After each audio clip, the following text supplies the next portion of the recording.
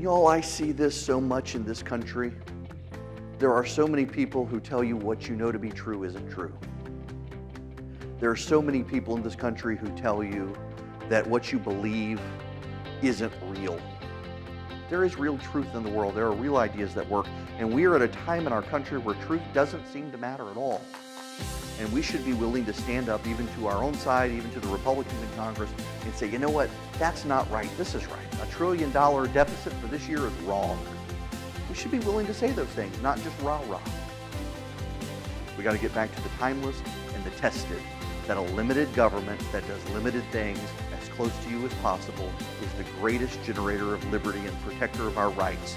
The government that is in Washington, D.C. and abstract and away from us is the government that is going to be a tyranny.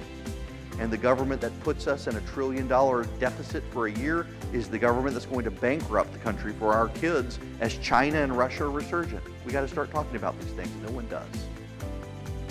And that's why I wanted to do this, to have this conversation over these last couple of days about these ideas. How can we rally around the president, whether we're skeptical of him or not? How can we rally around him to advance what are some really good regulatory rollbacks, some really good judges, some really good tax reforms, while also being willing to say, you know what, I am a conservative and I don't like this idea. Here's a better idea.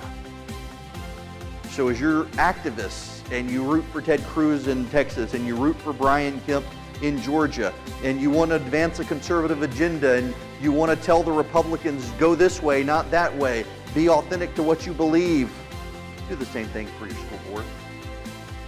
Do the same thing for your city council. Do it for your county commission. And show up. Show up on Sundays at church and renew your faith. Show up at your school board meeting on a Tuesday night and renew your pact to be a good citizen. Show up on the internet where you can and be winsome and be kind and be willing to engage.